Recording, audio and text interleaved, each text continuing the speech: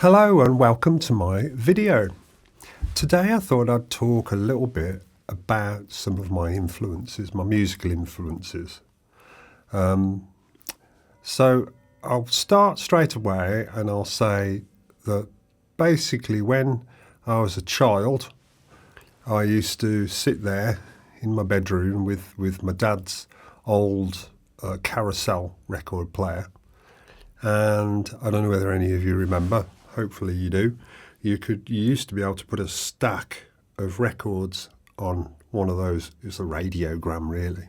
So you could put a stack of 45s, about that big, big stack of records. I'm sure it didn't do them any good, and I think actually it probably did them a lot of harm, to be fair. So you'd stack them all up and you put the arm across and you press start, and then it would automatically, when it got to the end of the record, it would spin to the centre, come back, drop a record down and play again. So it was sort of automated. But you couldn't really sort of do anything that you can do nowadays, obviously. You couldn't be selective. So I'd just sit there and listen to all these 45s. Now all these 45s, most of them, came from my father. Now my dad, I'll probably talk a little bit about my dad, as I said. He's one of my influences, but I'll talk about him in a bit. But my other influences were Cliff Richard and the Shadows particularly. Loved the Shadows, specifically Brian Bennett on the drums because he was one of my heroes. And obviously Cliff Richard had got, I think I've said in one of my previous videos, got a bit of an Elvis thing going on with Move It. And he was a massive star. He even got onto my top 10 male singers list, as he was a massive star in the UK. And what not too many people know is that they were pretty much beaten, not to death, but obviously not, because they didn't go anywhere, they carried along. But from a chart perspective, the Beatles came along and nobody stood a chance. So the Shadows, Cliff Richard and the Shadows, went from being the number one to almost overnight the number two, because the Beatles took over. Now the Beatles are one of my influences in music as well, but not the whole of the Beatles. In fact, from a Beatle perspective, I only really like the Get Back stuff that they did, especially that documentary, the documentary that was done. That was absolutely amazing, the ones on Disney Plus. Loved that. So that's the sort of era that I liked, those sort of songs. And specifically, I'm a Paul McCartney fan. Now, I could always see pretty much straight away that Paul McCartney was one of the biggest influences in the quality of the music. Not necessarily in their fame. I would say John Lennon played a massive part, huge part. All four of them played a massive part in the fame thing. John Lennon was a bit of a wild card, great writer, and obviously Paul McCartney and John Lennon got on so well. But I always accredited the vocal harmonies and the musical quality. This is only my opinion, but the musical quality was, in my opinion, down to Paul. He was the one that pushed the band to do better and to, keep doing takes. And when I say keep doing takes, they probably did 3 instead of just doing 1. But, you could almost see that John was the type that would probably go, yeah, that's good enough. That'll do, Whereas Paul would be, no, let's do it again. Another take, let's go. And I imagine George and possibly even Ringo was a little bit more fussy than John about what was out, what was produced. So that's the Beatles. They're definitely one of my musical influences, but as I said, predominantly Paul. And when Paul actually went on to Wings, that was something that really excited me. And when he did his solo album as well, I really liked that. My favourite album was Pipes of Peace, I think it was called. I enjoyed that. And then going on to a little bit later, I mean, as I say, the reason why I was into the Beatles and Cliff Richard was purely because of my dad's record collection and it being in my room. I think the Carousel Music Centre had been moved out of the lounge because my dad had bought something a bit better, and we didn't really want to throw it away, I don't suppose, because it was I'm going back a bit now, aren't I? But it was the Carousel had got a reel-to-reel tape recorder on it. So it was a reel-to-reel and a radio and a phono. And so I could actually also record the top 40 on reel-to-reel, which was a bit strange. So that was the reason why I was into more of the older records. And in another way, I was also into Frank Sinatra, Tony Bennett, Andy Williams, Glenn Campbell. My mum and dad used to listen to those frequently, especially Andy Williams, and also I think the Carpenters. They used to listen to a lot of the Carpenters. I wouldn't class them as an influence though, but I definitely class Paul McCartney, as I said. So the next one is Crowded House. Now I went to see Crowded House at De Montfort Hall in Leicestershire, pretty much when they first sort of emerged in the UK. And I loved their vocal harmonies. There wasn't a song I didn't like on there. I think it was the first album that I saw in this country, and that was called Woodface. And they did such a good job of that album. It was a perfect. Oh, it sounds like the cat's trying to get out. Give me a second. I shall let the cat out. You want to go out? I think you want to go out, don't you? I don't think you got to see Millie last time, did you? That's Millie. There we go. Come on, Millie. There you go.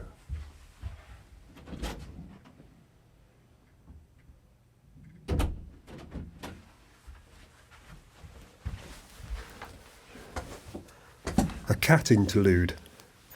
So, yeah, I mean, Crowded House. Amazing band. Love them. Neil Finn. Tim Finn? I think they came back to Birmingham as the Finn Brothers as well. They released a couple of albums as the Finn Brothers. I think Neil Finn released an album on his own. But I think the reason why I like Crowded House so much is because I think his sort of vocal range sort of fits my style of singing, and I used to sing quite a lot of their songs just as a practice thing, really. And yeah, I like Crowded House. So then we move on to some of my drumming favourites. Being a drummer, I started playing drums when I was 16, and much to my father's sort of disapproval in a way, because my father was a drummer, but I'll talk about him later. But one of my all-time favourite drummers is Phil Collins. And I used to listen to Genesis quite a lot, which is a bit odd, really. You wouldn't necessarily think that someone that likes sort of Karen Carpenter and Andy Williams and Glenn Campbell would move into sort of a prog rock sort of thing. But to be fair, I don't think Genesis were as prog rock when I started liking them as they were originally when Peter Gabriel was the singer. I think they'd moved sort of more into a popular sort of area. I went to see Genesis down at Wembley for the Invisible Touch tour, and that really wasn't as prog. I mean, Dance on a Volcano was probably the proggiest thing that they played down at Wembley.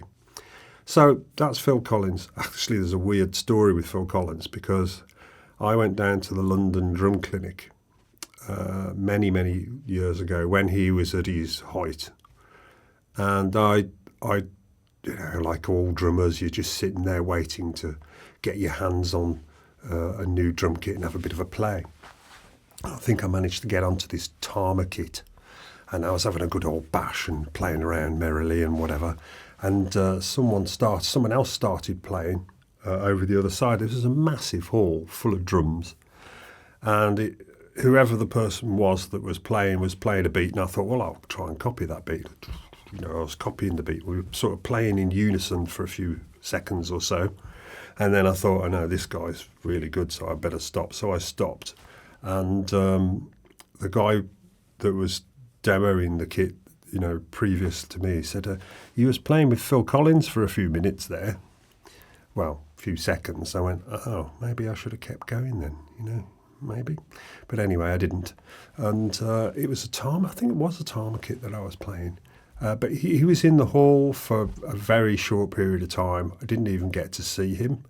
But I just took the word of the guy that it was Phil Collins, but it probably wasn't. It could have been somebody else. So Phil Collins, Genesis.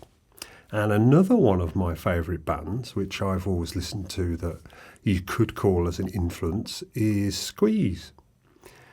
Now, the thing about Squeeze is I didn't necessarily like all of their tracks. I'm like many people, I only really like the tracks that Paul Carrack was singing on.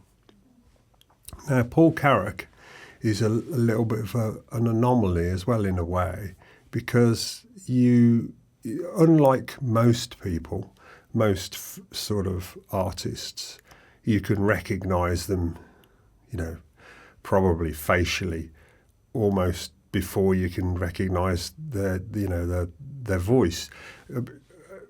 But Paul Carrack's is definitely the other way around. You recognise his voice, and you think, well, who is that? What is that? It's such a recognisable voice. And then you'd see him in the street maybe and think, don't know who that is, because he hasn't really had the fame, which I think he's probably not that worried about. And he still tours. He does lots of touring. In fact, my friend Chris played with Paul for a number of years, and I was lucky enough to get into quite a lot of the gigs, of Paul's gigs. I must have seen him live probably 10 times. But he's amazing live, really, really good player. And the whole band are great. So, yeah.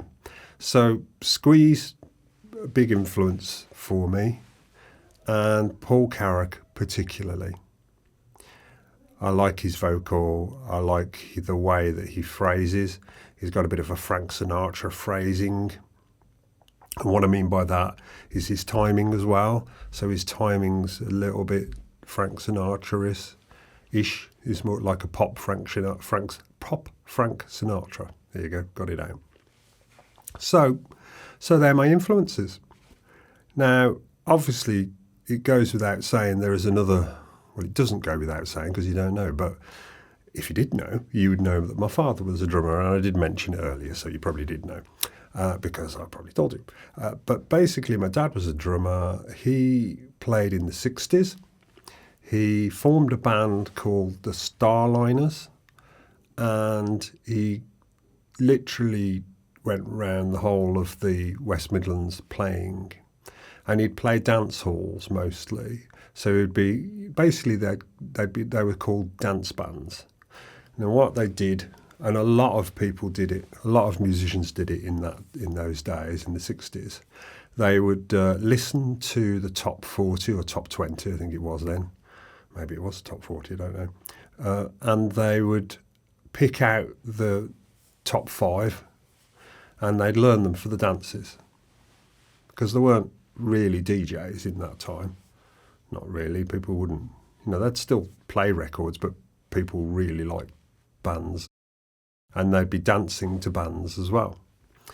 So they'd do all sorts of rock and roll things. So my dad would spend almost the whole week with his band learning the top, not 20, but the top songs, so that they could put them into their act. And as I said, his band was called the Starliners. Now, that might nudge you in a remembrance in some ways, because the Starliners were actually quite a big thing. So, and not just in the West Midlands. So the way it worked was, my father, as I said, he formed the band. When he formed the band, and my father's name was Malcolm Davies, by the way, obviously Davies, because that's me, I'm a Davies, you know, whatever. And as I said, he was a drummer now. He liked, I think he liked singing as well, but I don't think he did much in the Starliners. So what he did, when he got to going out with my mum and started dating, they worked out that they wanted to get married. They got engaged, all that sort of stuff. And that left the Starliners as a bit of a conundrum, because they'd been invited to go to Hamburg at the same time as the Beatles. Now, I think the band wanted to go, but my dad wanted to get married, so he decided to sort of drop out, I suppose you'd call it. I don't know all the ins and outs of it, but basically he dropped out. And I think the Starliners then got picked up by Johnny Neal. Now, you might remember Johnny Neal and the Starliners, because Johnny Neal and the Starliners were the house band for Opportunity Knocks. But they also went to Hamburg with the Beatles.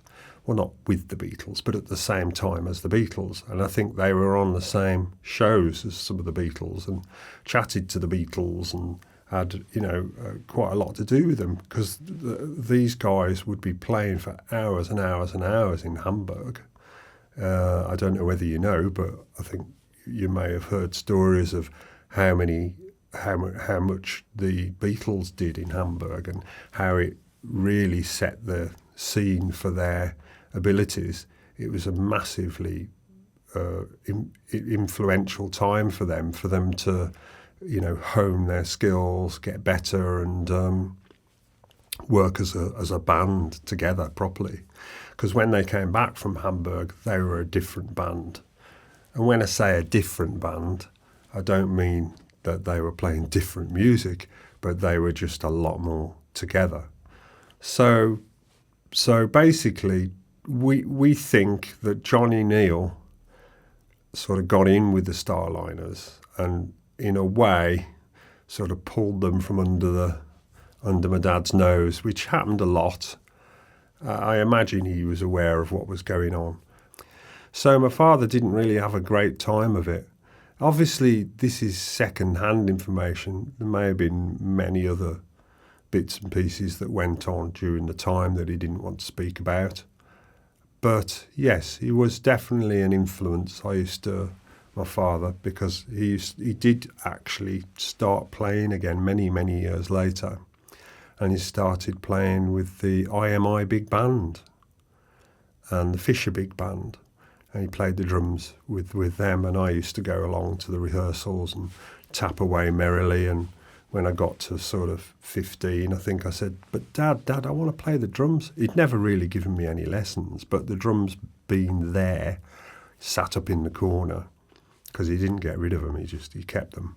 And I would set them up in the garage and have a bit of a bash, and then I'd set up in the loft and have a bit of a bash. And he decided to get me some lessons, but no, my dad didn't have the greatest of times in music. One of the things that he did do whilst he was working with the Starliners is, I think he was signed up to a management company called that was run by a guy called Reg Calvert. Now, I think there's like 2 books out about sort of, they called it Brumbeat, which is sort of, Birmingham rock and roll days. And my dad is mentioned as the founder of the Starliners in one of those books. And also, so was Reg Calvert. Now, Reg Calvert was a manager at the time, and he managed lots of local bands. He had this like sort of not a stately home, but quite a big house. And he would pull people in, young people, and let them rehearse in the studios. And one of these guys was called Danny Storm. Now, Danny Storm was a bit of a Cliff Richard, and a bit of an Elvis. So he'd got all those things going, quite a handsome chap as well. And he was about to release a single. Now, I can't remember what the A-side was, and you'll understand why I can't remember why the A-side was, because my dad actually played on the B-side. Now, the B-side, if you were to search on YouTube, you'd be able to find the B-side, because it's, you know, some people put out some of the best B-sides that never were hits. Well, that's one of them. And it was called, oh, hang on, let me find it. I think it's called Sad But True, yeah. I should know that off the top of my head, shouldn't I? But I don't. And so my dad played on Sad But True, and there's a bit of a story behind why he played on Sad But True. And we think that it's because it's quite a tough rhythm, and my dad was a pretty damn good drummer, so I think they brought my dad in to play on the B side, whereas the original drummer played on the A side. That's as much as I know. So there you go. My dad was one of my biggest influences, and I'll leave it there for now. And I hope you're all okay. I've also been working on some more tunes. As I think I said, the Foo Fighters I'm working on. Although maybe I didn't, I don't know. Foo Fighters and also Wichita Lineman. So hopefully you'll be enjoying those when they're released. So thank you very much. Goodbye.